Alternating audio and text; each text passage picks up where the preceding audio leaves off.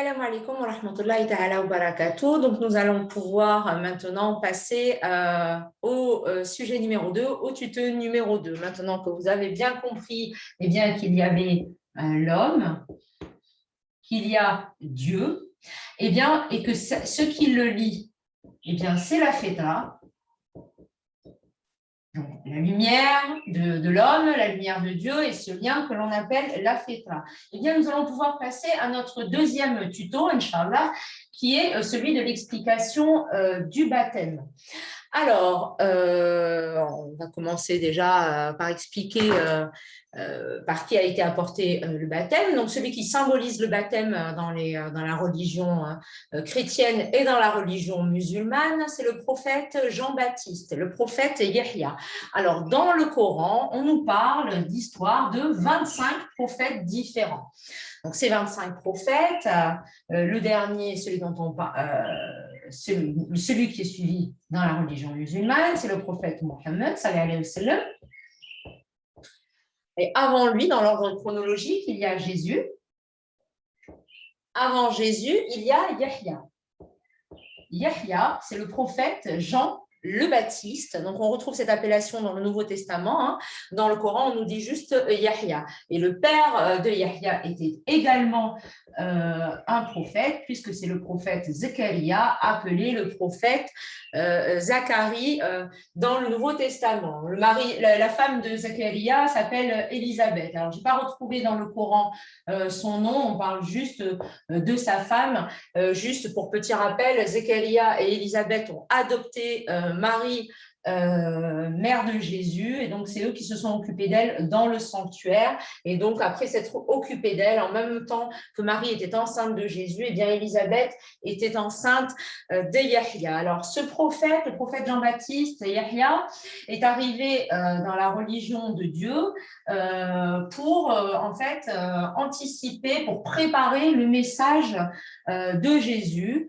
Et donc, lui, son travail, en fait, je ne vais pas rentrer dans l'explication de sa biographie, même si elle est très intéressante, ce prophète-là donc, était venu pour baptiser les gens. En fait, c'est ce qui s'est passé. Lui était venu là pour rappeler aux enfants d'Israël l'alliance qu'ils avaient conclue avec Dieu. Alors, rappelons que dans la religion hébraïque, Dieu est appelé l'Éternel ou Yahvé. Ensuite, dans la religion catholique, on dit le Seigneur, on dit Dieu.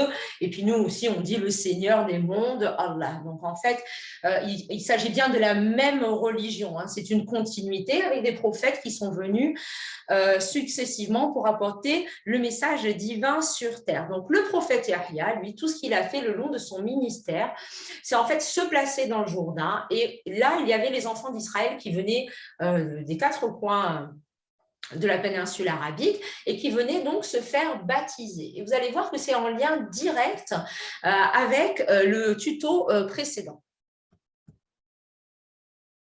Donc, dans la religion de Dieu qui a été amenée par ces différents prophètes, Yahya vient apporter le baptême par l'immersion. Alors, qu'est-ce que c'est? En fait, de façon figurée, c'est d'être immergé dans la mort, c'est-à-dire dans la vie antérieure au baptême, c'est-à-dire une vie qui est pleine de péchés.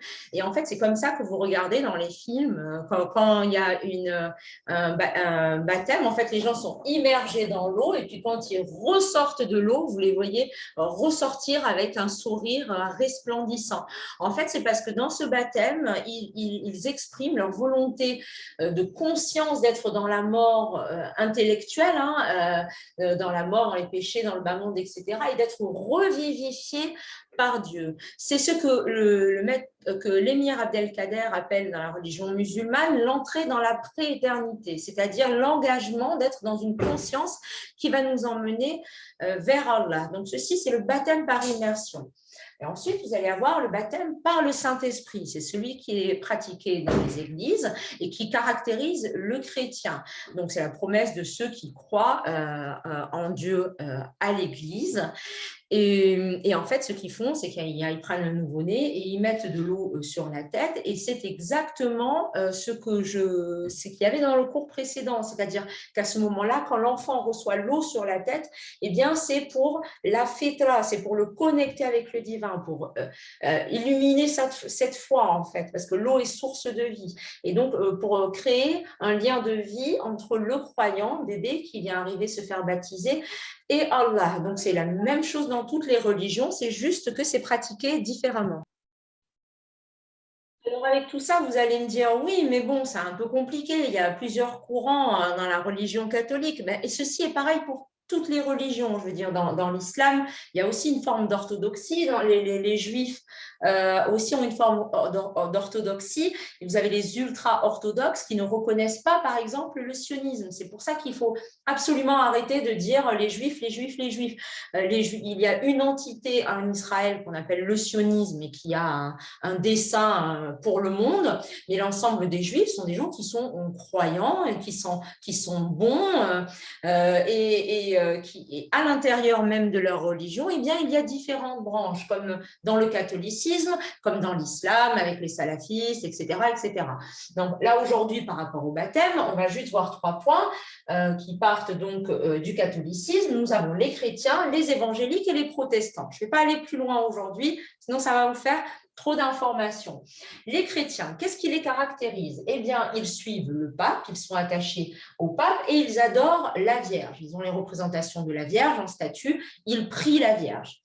Les évangéliques, eux, ils sont attachés à l'évangile uniquement. Alors, il faut savoir que la Bible est composée de 2 gros tomes. Il y a l'Ancien Testament et le Nouveau Testament. L'Ancien Testament, c'est tout ce qui commence par et Dieu créa la terre, etc., jusqu'à l'arrivée du ministère de Jésus. Et donc, les évangiles, eh bien, c'est l'ensemble de ce qui nous a été rapporté par les apôtres de Jésus, par Jésus et ses apôtres, et qui commence par ce qui se passe au moment de l'arrivée de Jésus jusqu'au moment où il va être crucifié sur la croix. Je tiens à rappeler que dans le Coran, on parle des apôtres, on parle de Jésus et on parle de ces apôtres qui sont considérés comme des gens envoyés de Dieu. Ce ne sont pas des prophètes, ce sont des gens qui ont été envoyés donc les évangéliques, ils sont attachés donc au texte pur de l'évangile.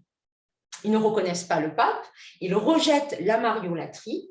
Et à l'intérieur des évangéliques, vous avez les évangélistes. Les évangélistes, ce sont des évangéliques qui font la dawa. Eux, le but de leur vie, c'est de ramener le plus de gens dans la proximité avec Dieu et qui s'attachent. Vraiment, ce sont des gens bons et toute leur vie, toute la journée, dès qu'ils vont croiser quelqu'un, eh bien, ils vont essayer de leur faire adopter la lumière divine. Vous voyez dans les rues, donc il y a des évangélistes, des fois qui ont des accents, qui viennent un peu partout, des jeunes, etc., qui viennent du monde entier pour prêcher la bonne parole. Ça, ce sont les évangélistes. Et ensuite, vous avez les protestants. Alors, le protestantisme, qu'est-ce que c'est? C'est une théologie libérale. En fait, ils ont une lecture conservatrice de l'évangile. Ils ne portent pas la croix, ils ne font pas le signe de croix, ils ne prient ni Marie ni les saints et ils jugent que chaque individu est responsable de son lien avec Dieu. Et eux, leur credo, c'est l'amour de Dieu, l'amour de Dieu, l'amour de Dieu.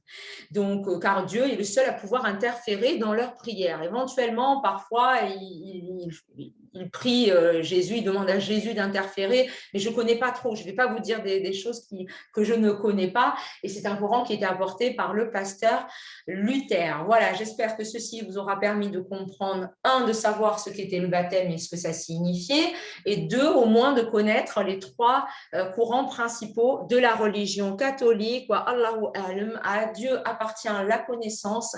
Je lui demande de me pardonner si jamais j'ai fait une erreur. Je demande aux gens de me pardonner si jamais je les ai contrariés par quelque chose qui ne correspond pas avec ce qu'eux ont appris. Je respecte tout le monde. Moi, ce que je voudrais, c'est que chaque personne ait la connaissance, une connaissance minimum, afin que nous puissions tous vivre dans ce monde de façon apaisée et que revienne sur cette terre, Inch'Allah, l'amour de Dieu, que Allah nous unifie nos cœurs par sa miséricorde et par son amour, qui nous permettent à tous d'accéder à sa vérité et à l'apaisement de nos cœurs. Je vous dis salam alaikum wa rahmatullahi ta'ala wa barakatuh, et qu'Allah vous protège et qu'Allah vous préserve. Salam alaikum.